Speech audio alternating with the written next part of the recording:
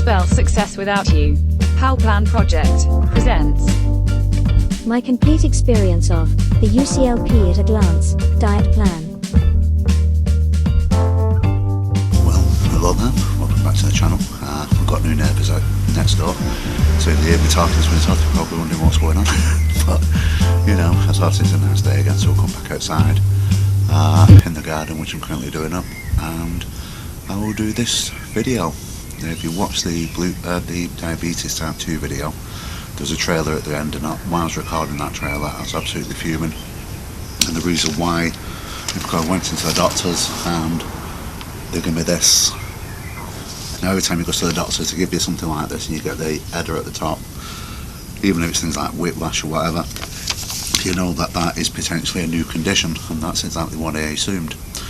Now, doing this video, I was going to include audios and things like that, so there I've literally got all the audio set up which I was going to play for the channel. At this stage though, I've decided that we don't really need evidence, unlike the diabetes type 2 video.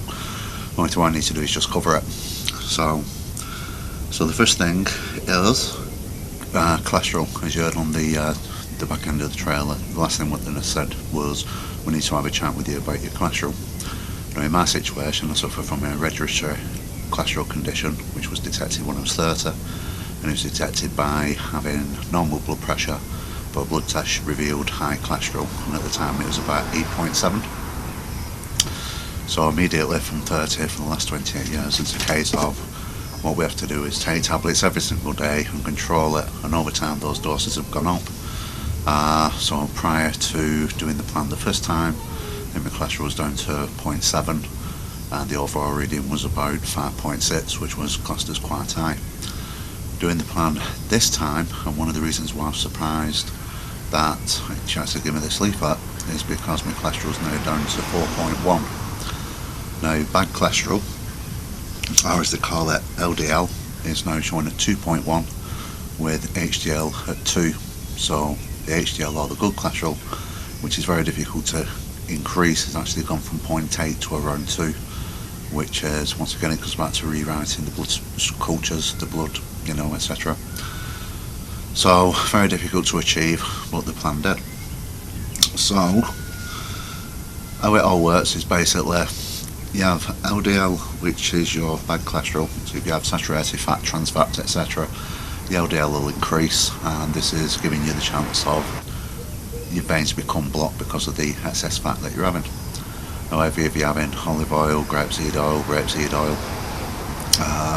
oily fish, naturally produced oils, then that goes towards your HDL, which you need for a healthy lifestyle.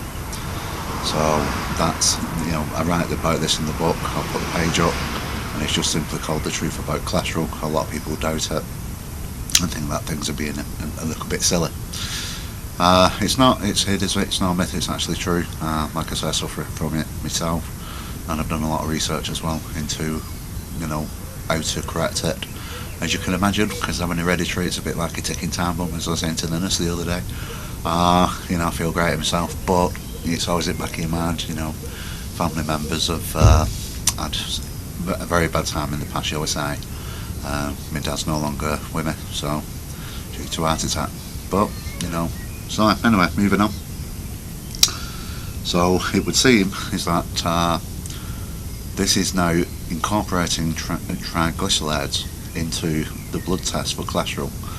Now that confuses me, because once again the triglycerides in the past was a measure for diabetes type 2.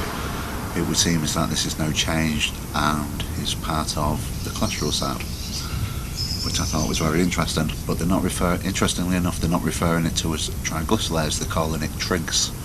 So it's checking your trig level. And how it works is basically your LDL, or your bad cholesterol, if that is above 1.7, you're classed as having too many trigs, which will then flow up your blood cells, create the fatty deposits, which could lead to heart attack, which is basically what LDL does anyway. So my question is, at that point, you know, you're saying the same thing just in a different way. Why? So I do what I normally do, is start to research, and I researched this very quickly. I was very annoyed when I did research it. And I have remembered to put the microphone on. Yay. So this is what I used to do in the past round the book for 30 years. So we've been to the doctors, so the best way to do it, fact sheet, pen, paper, phone. And what I'm going to do is just literally phone them up and see if we can get more information about U.C.L.P. And what I found, so if you type in U.C.L.P, which is right at the top of the letter, interestingly enough, you find it's actually seems to be named after U.C.L. Partners. Now, they're basically based in London. They've been funded by the NHS. If you literally just simply type in U.C.L.P, you'll find the page straight away. It comes straight to the top. If you look at the Wikipedia page, it's basically really funded by the NHS. They've invested probably thousands, if not millions, into this project, which was established in 2007, I believe. So now we're 10 years in, and they're looking at various areas of sickness, women's health and heart. Looking through the art page, I couldn't see anything about cholesterol and stuff, but that's a different story. So back on, I couldn't find that many PDFs of what this research had produced, apart from this one. So I really do get the impression at this point in time is that this is a company who's been funded for many, many years by the government and the NHS, and probably somebody's put the foot down and said you have to produce something now, and they've come up with this leaflet which apparently expands into a bigger document. But interestingly enough is that it's also connected to Art UK. Now the nurse did say to me, you do know about UK? And I was like, British Art Foundation, Art UK, who are they? So once again, if you go into Google and type in U.C.L.P Art UK, it comes up with a completely different area where they're basically saying, right, we have now this U.C.L.P plan, not a disease, not a new name for cholesterol issues, it's a plan.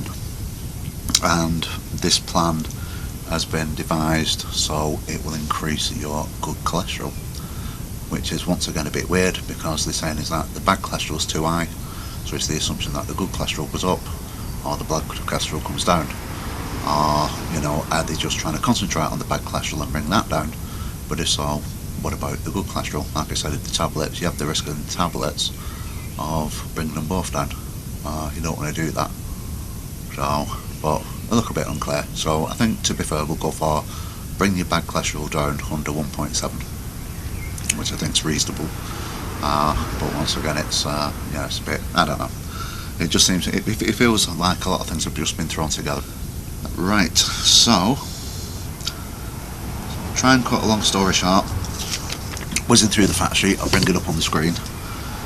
What it says, step 1, get motivated, which is a bit difficult because you don't really know what it's about. Even when I said to the nurse, is this a new plan, she went, you don't think so. So anyway, step 1, get motivated. If you want to improve your cholesterol levels, well, we don't want to improve the bad cholesterol level, so that's again poorly written.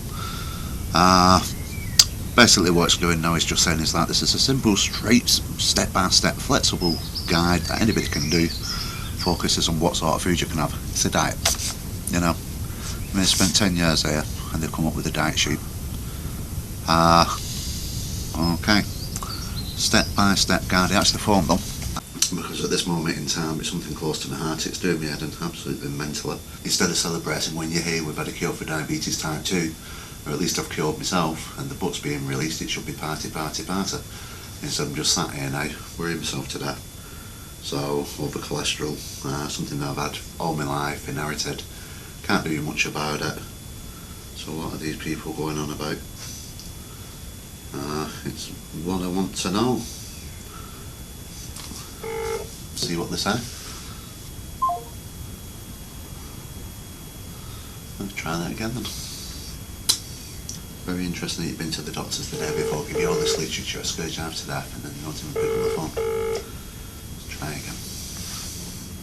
Welcome to Heart UK, the cholesterol charity. Our cholesterol helpline is open Monday to Friday from 10 a.m. until 3 p.m. Our lines can get very busy at certain times, so if we are unable to take your call, please leave a message or request an information pack with your name, address and telephone number. No, got the You information can pack. also send us an email on ask@heartuk.org.uk. Thank you for calling. The voice messaging service I don't want has to leave not a message detected yet, so I want to message. speak to somebody Please at start this recording moment in your time. message after the tone. This operation cannot be completed at this time. Please hang up and try again later. And I asked them why it's a step-by-step guide, and they said, well, it's a new diet and people don't like doing it all at once.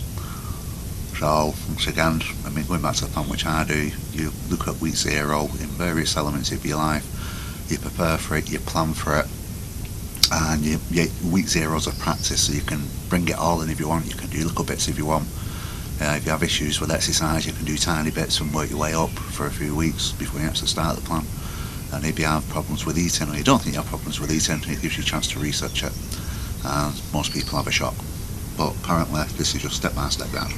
So, step 2, essential healthy diet, heart healthy diet. And it basically goes in and says things like, well, apple pie and dairy cream is 9.1% sat fats. Difficult for me because if you made it yourself, it's probably not. There's a lot of saturated fats in the cream. Apple, a lot of saturated fat in apple. Instead, try apple crumble with soya milk or soya cream, which now reduces it to 4.8 grams of saturated fat.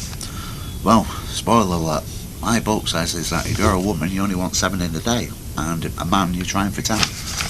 So, you know, let's reduce one meal into, well, it's even breakfast, to 4.8 grams of saturated fat. Well, you know, based on my planning, it does improve these levels. It ain't going to work. It's going to be way too much. Chocolate digestives, 4.4 sat fats. So everything's going onto saturated fats. Dry rich tea biscuits, 0.7 sat fats. Fine, full of sugar. You're going to put weight on. When you put weight on, your blood cholesterol goes worse. Your diabetes is going to go worse. But hey, let's have biscuits. It goes on and on and on. And, you know, at least you're 5 a day. And it's just, to me, it's just a really, really poorly written thing.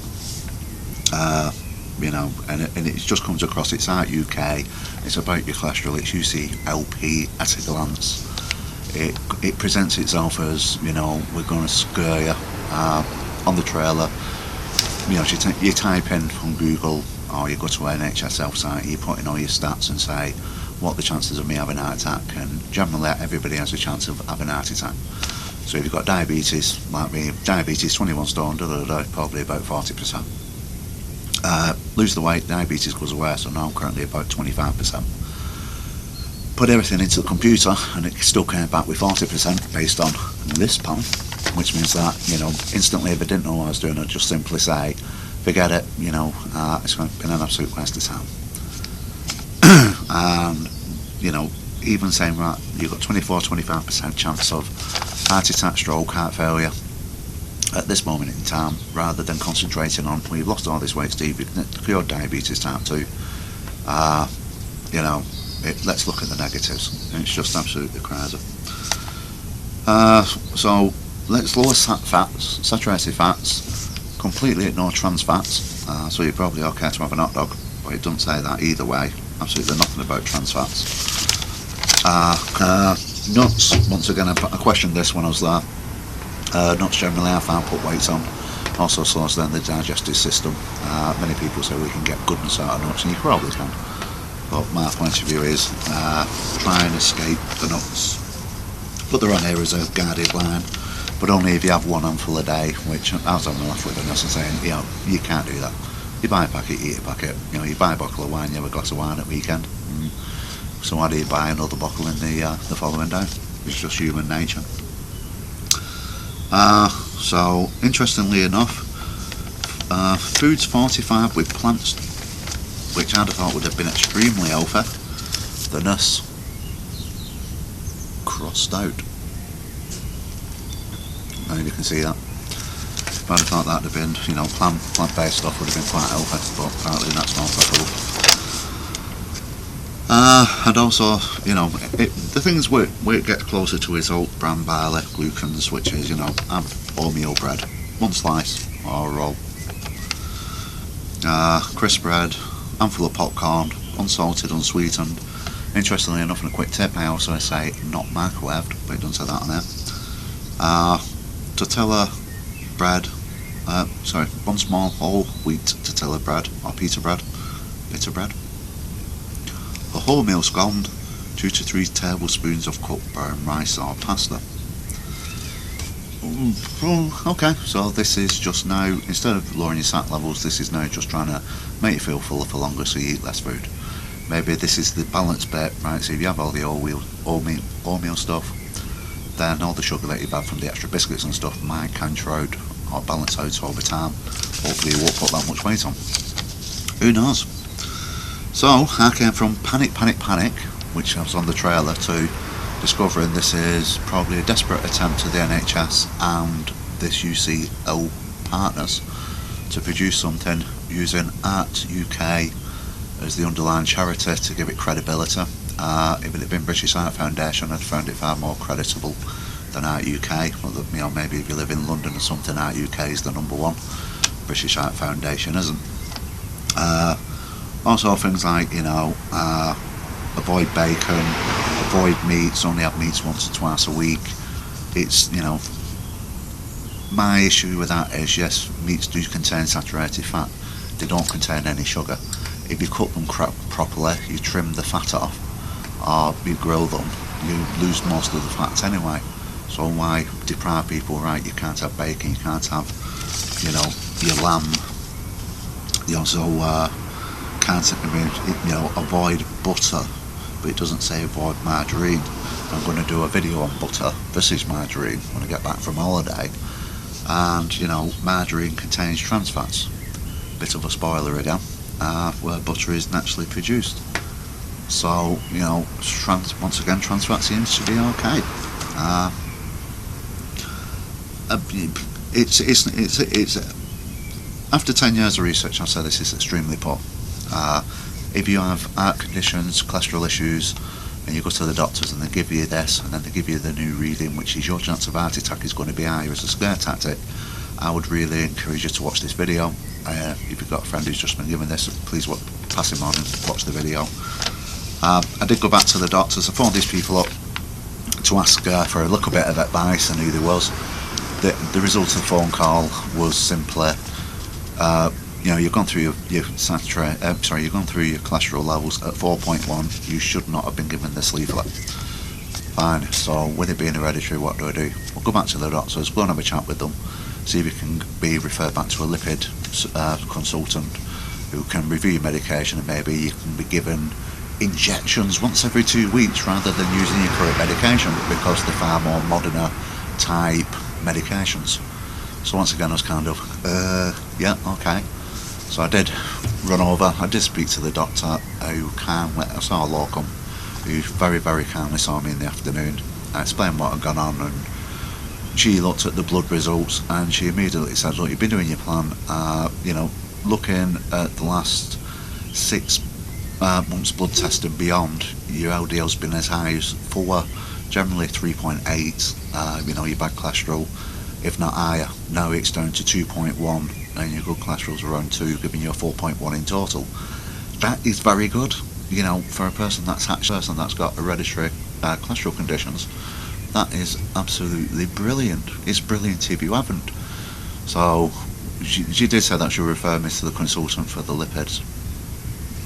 But basically I just said, you know, as long as, you know, you put my mind at rest, you know, I'm going to continue, I'm going to go over to Bulgaria, I'm going to survive, you know, quite a good number of years, so I'm not going to go and see the consultants or the surgeons or whatever. You know, it's crazy days. So I just wanted to make this video. It's a quick one, hopefully it's unedited. If people want me to do the extended version, I will do, but I'm hoping this is enough information for people to go off. I can do the extended ones, which will be, you know, interviews with the nurse, interviews, private recordings with the nurse and doctors, and I've got a 30-minute phone call with these people. Once again, I think, you know, this video is hopefully enough. Let me know what you think. So, what am I going to do? What am I going to take from this? I am actually going to take something from it. Yes, I am, even though I think it's a load of rubbish. And what I'm going to do is try it, test it. So what I'm going to do is have some wholemeal bread. I've actually been having it over the weekend and Leanne likes it, so that's a plus. I've also got some walnuts and I've also got some porridging. And what I'm going to do is start using these when I get back from Bulgaria. I'll actually start using the oatmeal bread now. Like I said, I have had a couple of handfuls of walnuts, but I'm just kind of playing with it. So what I'm going to do is I'm going to take those for the next 3 months-ish. 3 months minus 2 weeks, not doing it in Bulgaria. And then I'm going for another blood test. And what we're going to do is have a look to see if the bad cholesterol is lowered by introducing these into the diet on a daily basis. Now, the porridge I'm a bit worried about because I think that's going in with the plan, so I'll probably have that once a week, and then the other things are just on a daily basis or when I want to use them. But when I was there as well, I'm going to then do my version, and my version is very simple. Historically, you have statins, which was produced in America, and it cost them millions to produce this stuff. And basically they said, right, we can sell this for a small fortune, we've had a research grant for it, this is the statins, this is what we're going to do. And that's what they do today, and everybody's now on statins, and it's the wonderful drug, and it's it stops you having heart attack, etc, etc. It clears your veins, whatever it is that they want to say. Wonderful. I also noticed that during the research of that, they found that there was a residue from the statins, and this was called niacin. Now, a lot of people wondered, well, what does this do? And they tried that side of it, and they found is that this niacin was about at least 50% more powerful against cholesterol, returning cholesterol back to normal levels, and more importantly, raising good cholesterol, which is very, very difficult. I mean, even me doing the plan in the book, my cholesterol's gone from 0.8 to 2 in 12 years. So, that's a very long time. But it's increased it. So the deal I've got with the nurse is that I'll do this now for 3 months, have a blood test, see what's happened. In the event is that there's no change, that would be my suspicion, then it's just going to have a chat with the doctor, because what I don't want is, because niacin in effect is the same drug as atorvastatin, I don't want to clash with the cholesterol drugs. So she's going to have a chat with the doctor and just basically get permission to take niacin. If that's given in 3 months' time, then we'll have 3 months of using niacin on a daily basis, and I'm going to get the non-flush, because you can get flush and it just burns you up and makes you feel really, really hot. So we're going to do niacin for 3 months, which, and then do another blood test, and then we can compare the results from U.C.L.P, in case you come across it, versus niacin. And that's going to be my absolute final trial. The diabetes type 2 was the last one. Like I said, it's I've been doing trials and working things out and doing research for 30 years. I just can't do it anymore. This is the very, very final one. 6 months ago, I went to the doctors and was told that there's a new thing come out called U.C.L.P. I wasn't too happy with it, because initially I thought it was a condition with the way that they presented it to myself. And found out later on, if you look at the first video, is that it's actually a dieting plan. So I decided to give it a go. So last year, for the first 6 months, I was doing my book, PowerPlan, or We Can't Spell Success Without You, PowerPlan. And then the second 6 month was going up through July, up to December, in an attempt to lower cholesterol. Now, in my situation, my cholesterol issue is hereditary, it's not caused by diet, so it'd be interesting to see anything that can help. Now, cholesterol levels should be under 5. At the time we're taking the blood test and being recommended to go on U.C.L.P, it was actually 4.1, which is a very, very good cholesterol reading, even though it's supervised by our medication. And that breakdown was basically 2.1, which was the bad cholesterol, and 2, which was the good cholesterol. Now, my cholesterol levels normally are very, very low on the good side, normally about 0.6, 0.8.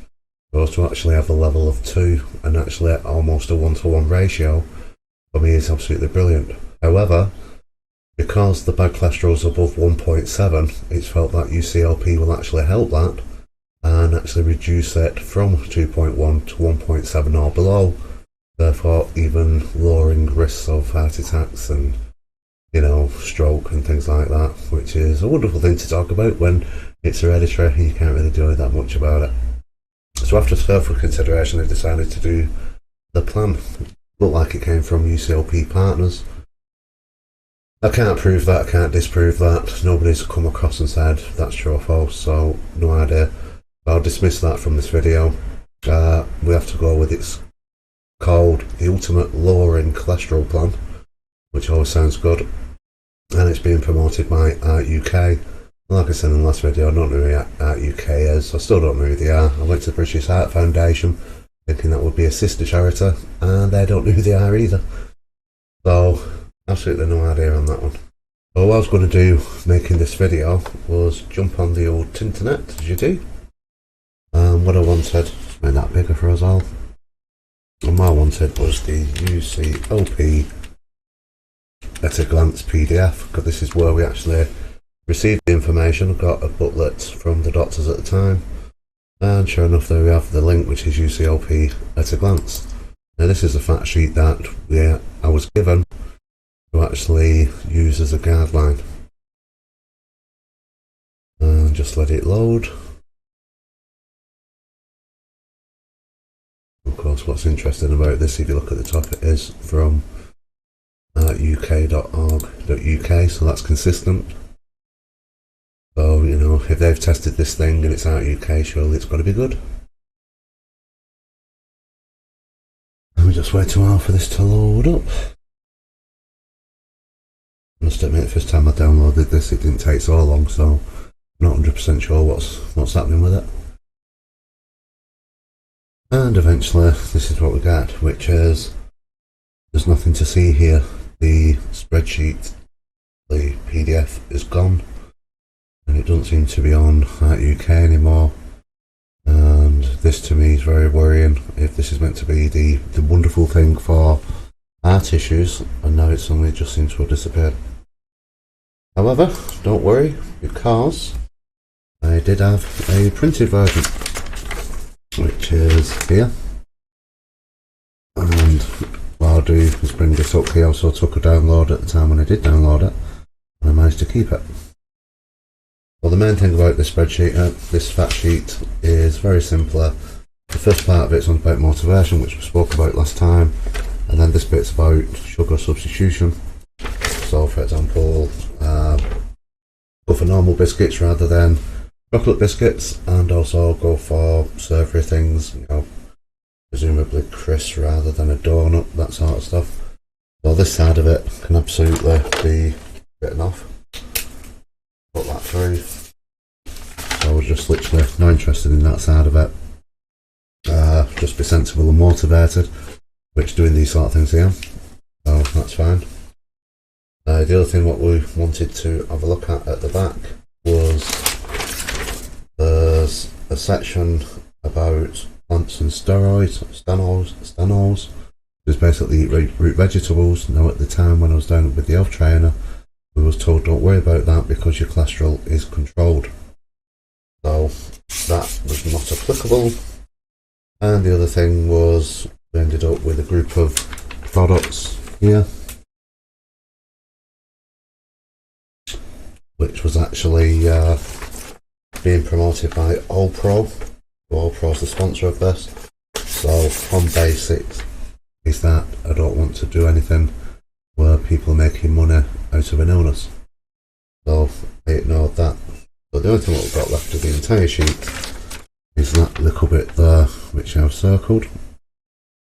And what that means is it's an encouragement to eat products with bran. It's also an encouragement to have breakfast, have nuts, things like walnuts, not peanuts, but you can have walnuts, for example. That was a good one which we went for. Bread, if you're having bread, you want wholemeal bread, not white, not necessarily brown.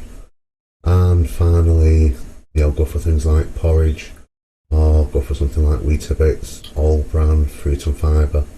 that sort of thing, which will be a pretty good thing. Bit more really. Yeah. So like wholemeal bread, like you said, fruit and veg. If you could manage to have a bowl of porridge a day or 2 or 3 days a week, Porridge rather than all bran. Yeah, I thought the bran, all bran, full bran would have been better, I don't know. Porridge. Well, it's just that porridge oats, I'm not talking about ready brecken, No. these ones that you put in the microwave. Proper porridge oats, they're known to reduce bad cholesterol. Right. That, you know, exercise wasn't included in this, made it perfect for the time. But that's all what it is. So what we're trying to do is eat those. There's like your nuts, have your porridge, have a good breakfast with fibre in it, and have wholemeal bread. You know, that sort of thing. Just be a bit more conscious about fibre and eat that. Now at the time, my concern was very simple, is that if you're eating nuts and bread, it's going to slow the digestive system down, which I would predict would gain weight.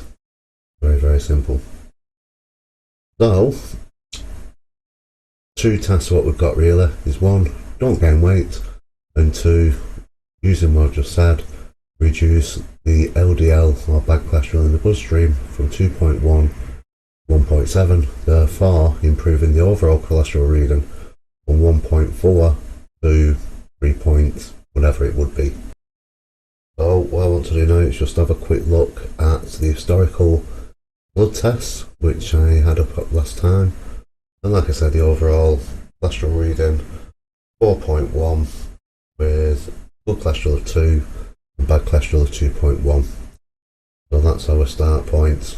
And if I bring up a weight chart, you'll see is that for the first 6 months while I was using the PowerPlan which I've written, is that the weight steadily decreased right the way through to June, and then I decided to switch to U.C.L.P. Now looking at the next 6 months, we can see that the weight is steadily increased, almost a mirror, so almost doing the exact opposite effect from what my plan does. To the point where the 6 month weight loss which I did on my plan seems to have been reversed by the end of U.C.L.P. So the fears that I had about weight loss, and don't get me wrong, like I said, it's almost like an hereditary problem with weight. It's not, but when I was 1 I was a stone, when I was 10 I was 10 stone, when I was 17 I was 17 stone. I'm 49 now, so really I should be 49 stone. So to actually, be quite big, but be under, at the moment probably about 18 stone 10. But I'm very fit without no diabetes or anything, which is brilliant, and that's all credit to the plan. If I hadn't done that, 49 would have been easily 49 stone. And if you actually look at the graph, there's a line there which is just above. In fact, there's 2 lines, and that's showing the weight for the last couple of years. So that's 2016 and 2017 prior to going onto the plan. And if you look at the weight that we're at the end of U.C.L.P, we can see that it's still a couple of stone under the weight which was about 12 months ago. And once again, that's the effect of a plan. So this is now 12 months on, and I still got a good few stone off. I was 21 stone in November, 6th of November in 2017. So, and that's the day when I got diagnosed with diabetes type 2. It's actually good is that the weight still is off, but very, very disappointing that U.C.L.P has encouraged the weight to go back on again. But one of those things, you're looking at it positively. If this is now actually help with the cholesterol levels, then that could be a small price to pay. So at this point in the video, what I wanted to do was simply look at the past results. I know I kind of briefly touched it, but I just wanted to give it a little bit more justice. And also when I was doing the video, as you can probably tell, I was really down because this was quite an upsetting thing. So the first thing I want to say is that the cholesterol level before the plan was 4.1, which consisted of bad cholesterol or LDL at 2.1 and good cholesterol at 2. So we like your tricks. These are HDL is the good cholesterol and non-HDL is bad, and then as well as that, trigs are bad. So they're the ones that lay down fatty deposits in your vessels, and that's what we worry about for causing heart disease and stroke. Yeah. So your level at the moment is above what we recommend. It should be less than 1.7 and it's 2. and your good cholesterol's a bit below what we like it to be. Yeah, well that's always, since I've started with atorvastatin, that's always come down almost equally to the bad cholesterol. Has it? Right. So say if it was like that when I was 8, Yeah. when I've got down to 5, it's kind of It's done always it that fallen, way. right. Ways of increasing your amount of good cholesterol. I mean, your ratio of good to bad is actually good. So what was actually hoping for, a good result of that LDL going down to 1.6. So if we look at this slide, we can see if the LDL did go down to 1.6, or the bad cholesterol, therefore reducing heart attack, strokes, etc., and the good cholesterol increased to 2.5, that would still give us a reading of 4.1. But the good cholesterol has risen quite a lot, which would then help to filter out the bad cholesterol. So moving forward, this would be an absolutely excellent result. But it'd be ideal to get the good cholesterol risen, if possible, which is almost impossible to do. I know, it is but nobody's mentioned about the bad cholesterol being at a certain point.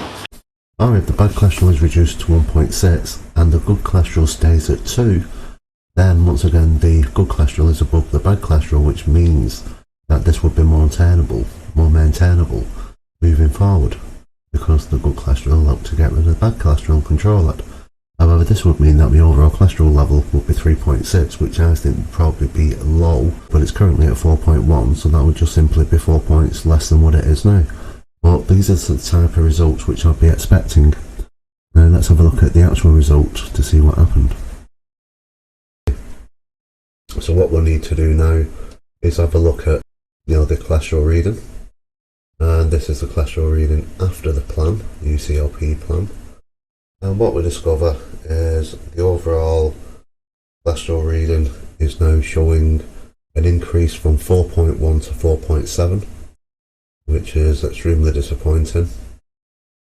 The bad cholesterol, the LDL, is now 3.4, which is a huge, massive increase. That's jumped quite literally from 2.1 to 3.4. And the good cholesterol is down to 1. Now that's what the that's what the nurse told me. We'll play a clip. And incredibly, I think that's a shockingly bad reading. Considering that we've been doing this plan, which is meant to be improved by Heart UK and U.C.L.P, as a plan is being rolled out nationwide for people with cholesterol issues, to get the bad cholesterol down to 1.7. So my personal view is that this is a really, really bad result. It might not be reflective of anybody else who's actually been on these plans, because once again mine is hereditary, and a lot of people may have just had bad cholesterol due to lifestyle. Right, so you know that your cholesterol's split into good and bad? Yeah. So your good cholesterol is supposed to be above 1. Yeah. So yours is 1. Right. So it's a little bit high. Yeah, because that's what was used in U.C.L.P to try and get it down to 1.7. Right, okay. And that result, it's actually taken the HDL further down rather than the LDL further down. Yeah. So that was a rubbish plan then. Because what happens is your good fats carry your bad fats, and kind of like it helps to get rid of them. So the more good fats you have, we can get rid of the bad fats. Yeah. So, but your overall cholesterol is 4.7. Yeah. Well, the overall cholesterol is 4.7, and we want it below 5. Yeah. So it's fine. So there we go, and I can only say I'm disappointed. I'm extremely disappointed. I hadn't bothered with this, and I really didn't want to do it. And on the last minute, thought, oh, well, then I'll give it a go, just because it's a possible lifeline for anybody with hereditary cholesterol issues. Full stop. But to get such a poor result, in my view, I know the NHS there is saying it's a good result, but I wish I'd have just carried on with the PowerPlan, and I just wish the NHS would have just said, oh, you're doing brilliantly. Your diabetes is reversed. Or did you have diabetes in the first place? Want to know what I'm talking about? Go and have a look at the diabetes part 2 video. A shocking result from the NHS. So I'm not going over that. So my question is, this obviously hasn't worked for me. Has it worked for you? Have you tried U.C.L.P? If so, use the comments below. I'll be really interested. I'll be interested to see what you did. I'll be interested to see how you found the plan itself. I'd also be very interested to see if you actually lost the gain weight, and extremely, in fact, beyond interested if that your LDL level has gone below 1.7. Because if it has, that for people with non-hereditary cholesterol issues, that would be a really good result. So we're now coming up to February, so what I'm going to do in February is restart the plan. We've got another blood test in April, which is the 12-month one for diabetes type 2. I'm hoping that by going on U.C.L.P. it hasn't really messed that side of it up. It has been a 6-month break from my plan, so I'm eager to get back onto it and try and get some weight off again. I will get some weight off again, but the nervy bit for me is to see what the HbA1c reading is in April. But you know, we'll see what happens at that point.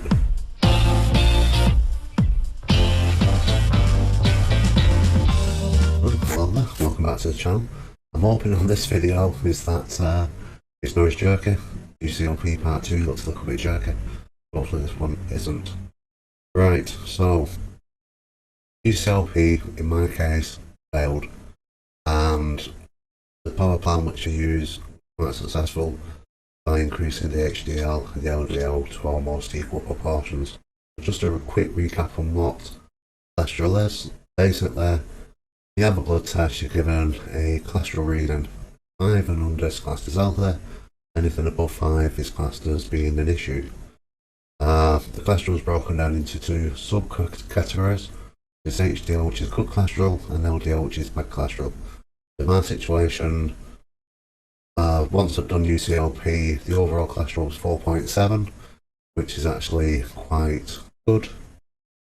It's under 5, but the bad cholesterol, LDL, was up to 3.4, is not great. Also, they told me if you picked up on U.C.L.P part 2, you had 3.4 to 4, you get 4.4, but they said the overall reading was actually 4.7. But hey ho, there we go, either way it's not brilliant. So, what I wanted to do after doing U.C.L.P was to say, right, I want to try niacin. Now, when you have a cholesterol issue, you go to the doctors, they prescribe what they call a statin drug. This is the one which I use, which is Lipitor or atorvastatin, things like that. I've had this, most of the family's had this, my dad had this, and it does control the statin. However, what happened is that if we go back to the 80s, probably about 1985, this is when cholesterol issues was being identified, and over in America they invested millions and millions, if not billions of dollars into developing a statin drug. I'll just show you. Now, what is needed today is to prescribe this drug so that the research projects can actually recover some of that money. And the default is to say, use the statin tablets, which is prescribed by the doctor. You go down to the chemist, you pay for your prescription. That money is then put back into the research to recover the amount of money actually invested back in the 80s. Well, I always found it very, very interesting is that this came 5 years after it was thought just things like butter was bad. I've already done a video on butter which says that it's good, it's a natural product rather than a man-made product, as natural fat rather than artificial fats that is produced quite quickly. It was also told to reduce red meat, which included, things like bacon, so we'll be doing a video in the defence of bacon, which is coming up very shortly. We was also told that eggs are bad for you, and some dairy products, but in particular eggs, stay away from. And the final one was kind of introducing things like crispy and dry, which is rapeseed oil. Olive oil came in and was all advised to get rid of the lard. Don't cook in lard anymore, that's going to flare your arteries up. That's going to be bad for you. So all those 4 products, they have either done or will be doing a video shortly in defence of them, really. Because when those 4 products was no longer widely used, that's when we suddenly started having problems like cholesterol. Coincidence or not, I don't believe that it is. And we also have different problems like, winter blues, which is be really down in winter, and they always say, well, it's a lack of vitamin D. But those are other videos. So back to what we're doing. So atorvastatin, which they will prescribe left, right and centre because they're trying to recover money back from the product development, trying to recover millions and millions of dollars. So, an interesting story is when statins was produced, they've discovered that there's a lot of residue, a lot of leftover product. And one of the scientists decided to have a look at that product in more detail and to see if it would have the similar effect of the statin. Would it actually help with cholesterol issues? And the answer was yes. But the problem was is that this type of medication, if it was used, would be cost very, very little, next to nothing. It's a more natural product. It's not chemically induced like statins are. But the problem was it was kind of shh about this product because we can't make money off it. And surely they can't. If you actually go to an health shop these days and say, have you got niacin? They will sell you niacin, which looks like that.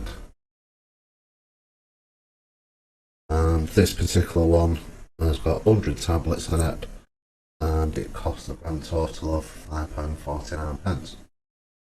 100 tablets are going to last quite a while, compared to the statin drug, which costs about £8.10, and in there you get 28. So that is a far more expensive drug.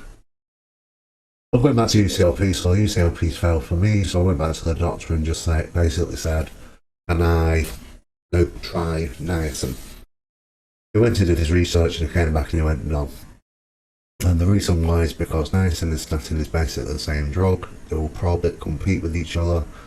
Potentially, in effect, would have issues that it wouldn't work, that cancel each other out, or potentially, in effect, take too much of the drug, which would make you poorly. So, there we go. So, this is a very quick video, as it should be another 3 months down the track to say, well, this is what niacin did. I can't actually trial it.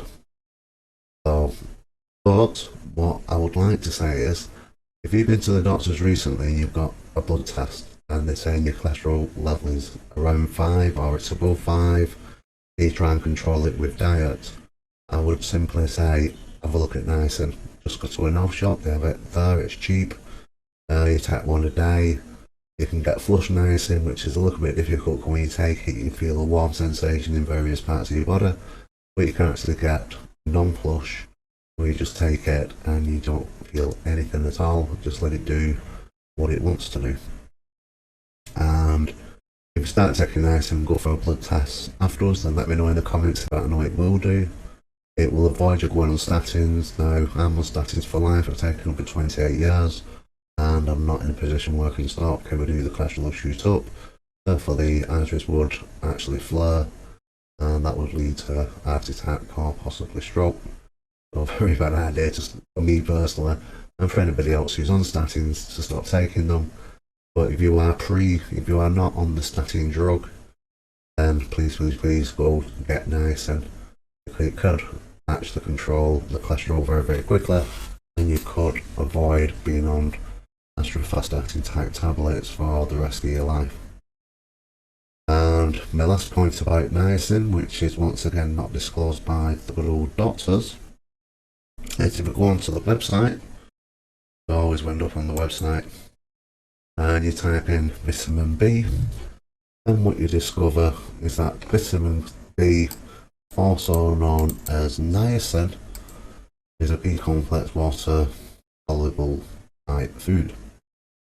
So even if you don't want to try the tablets, the only thing what you need to do is look at vitamin B3 foods, which includes niacin, which is going to up your cholesterol levels naturally.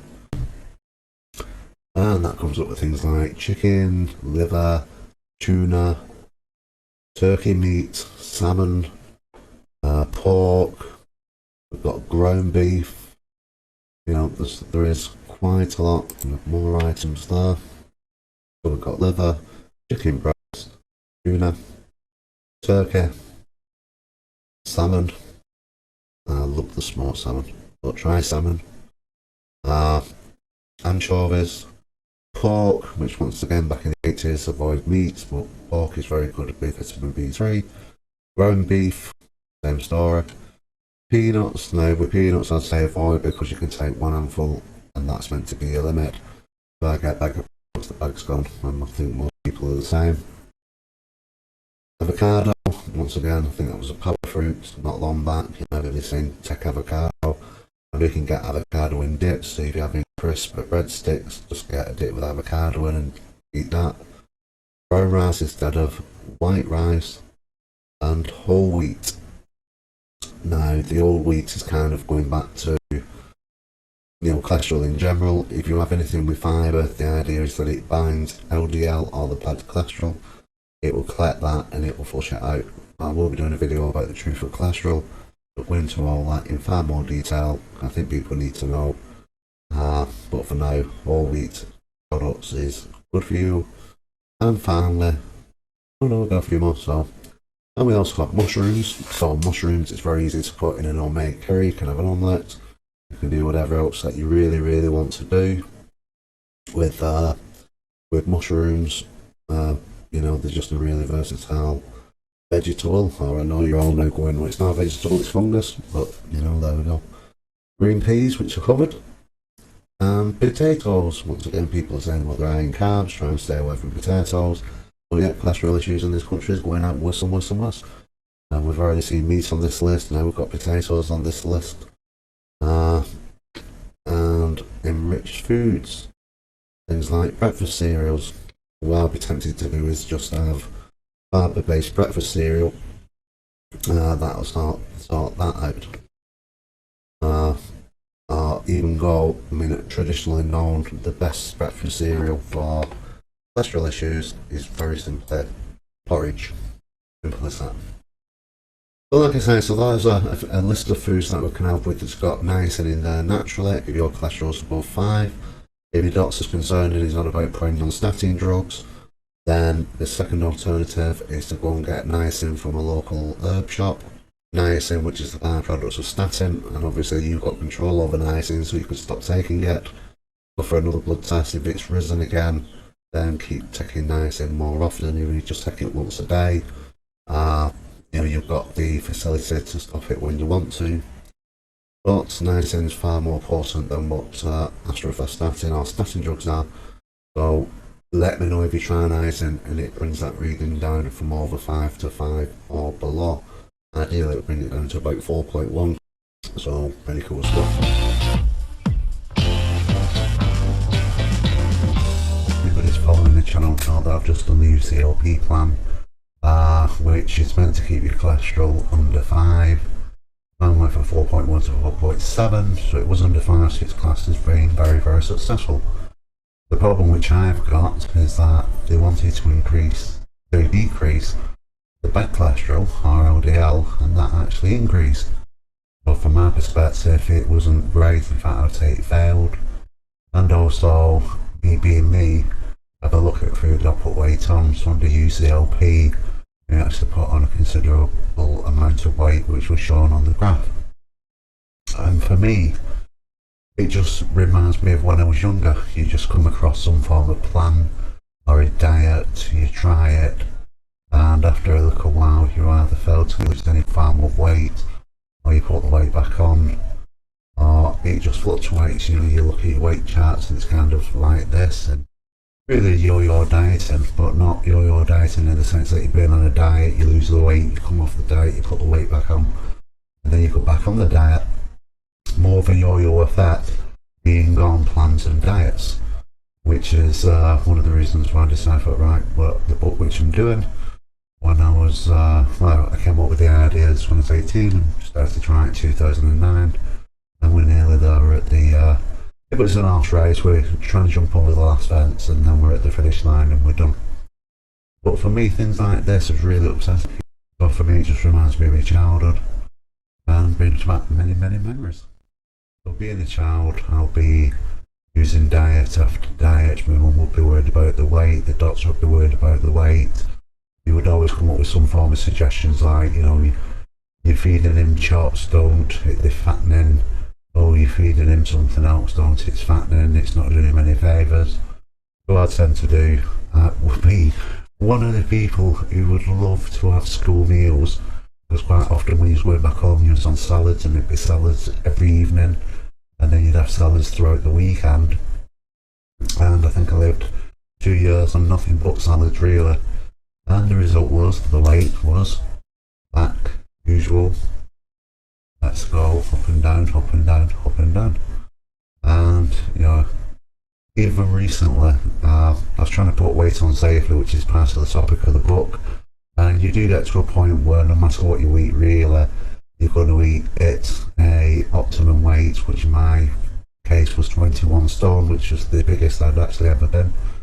And no matter what you eat more, you're not going to put more weight on. That's it. You've got your activity that you have throughout the day, and you have your food intake, which results into the weight, and my weight was 21 stone. So going from 16 stone to 21 stone, the blood cultures was pretty much the same. The cholesterol was still under 5, so it was done safely from a heart perspective. The blood pressure was still normal, but there wasn't any additional issues with that. And HbA1c reading was generally fine until November, when I was in the 21 smart stone, and then that's when the HbA1c reading shot into the diabetic range. So at that point, I'm hitting 21 stone, that's the maximum weight I can carry, which is reflective of my lifestyle. But trying to get beyond that is going to be dangerous, not from cholesterol levels or anything like that, but just simply from the fact is that you're going to start with diseases like diabetes type 2. So, and that was the time to stop it. Resistance to cancer was still quite high. Blood cultures, just about every blood culture was the same. So, you've got, everything's just normal. When I was 16 stone, when I was 21 stone, all your blood count readings was fine. So, we don't know. So what happens leading up to HbA1c and diabetes?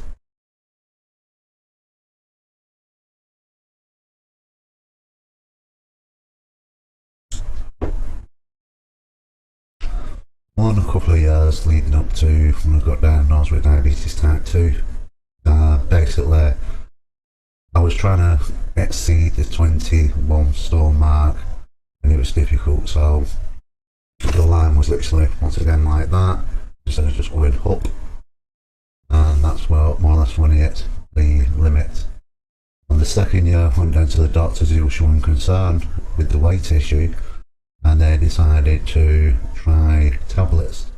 And I found a really, really nifty trick. If you actually go into the doctor and say, look, I'm looking at tablets, is that XLS Medical or the equivalent? For about £40 a month, I'm going to try and use those to lose weight. The doctors will immediately put you on Orostat, which is either free if you're not working, or if you've got an NHS certificate, or, what is it these days, £9 a month, which is good, a dramatic drop from £40 a month to £9 a month. Well, use these, and some months you'd lose £2, you may put £1 back on again, then you lose £2, and under the doctor's supervision, people on these tablets, the Orostat, you have to go back every month to be weighed to get more, which I found was interesting. And even though, say, over a 6-month period I may have lost 3 or 4 pounds, that was being classed as a really, really good result, because you'd lost a little bit of weight, and you'll be, as the health trainers will say, go and get yourself a bag of sugar. That's how much £2 weighs. To lose that sort of amount of weight is quite an achievement. So the tablets are working, and we were quite happy with the results. But the fact is that the weight was very similar to the year before. It was still around 21 stone.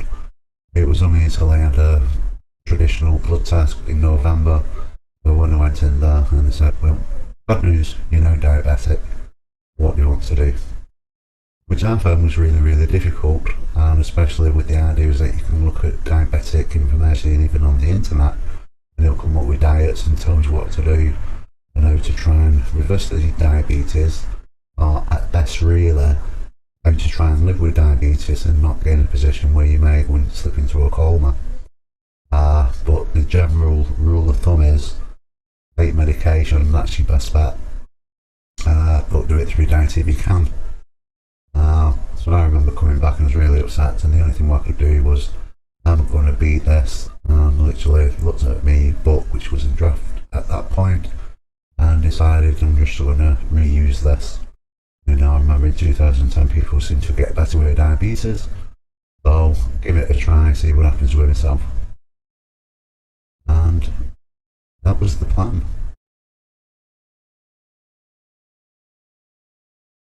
So using the book from November right the way through to June, as we can tell, the weight started to drop off.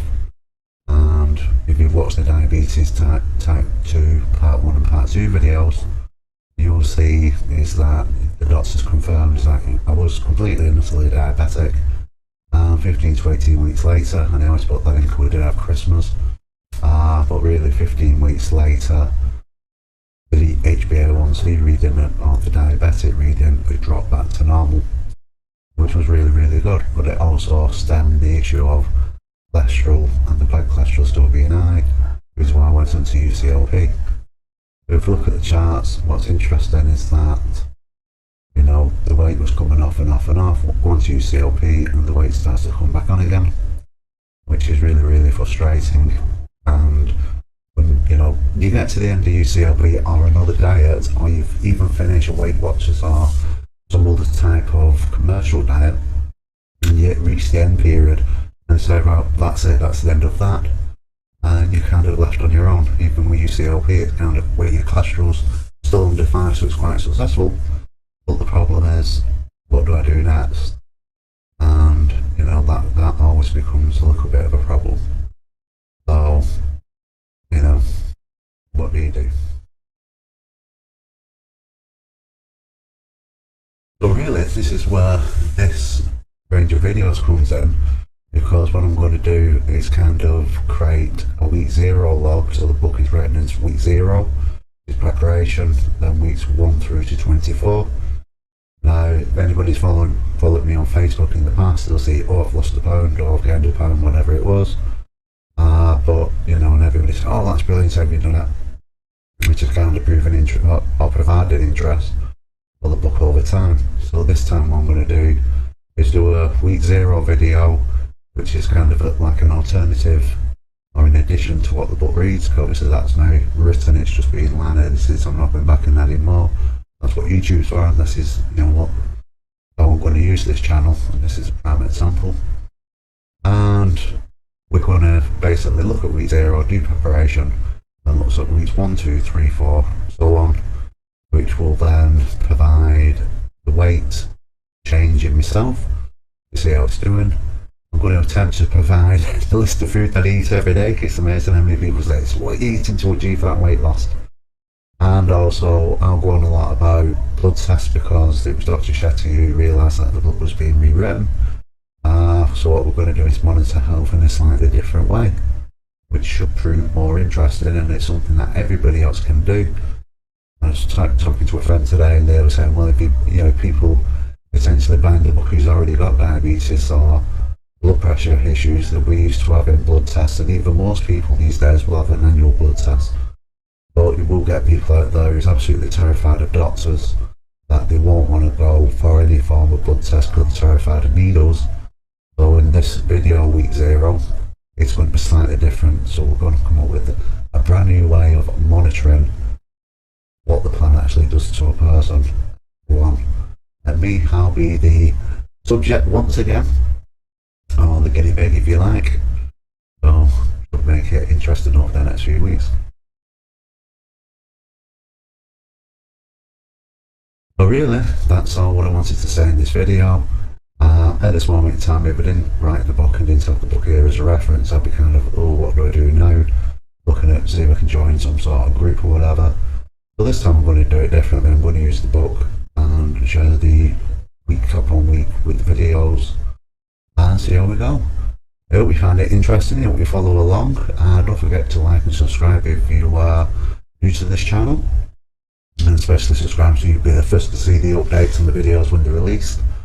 I'm hoping to do more than one a week on this subject, and you know, maybe even do a question and answer session at the end. If you have enjoyed this video, then please provide your support by liking this video and subscribing to this YouTube channel. If you are watching on Facebook, then please like and share this video with your family and friends. And as always, thank you for viewing.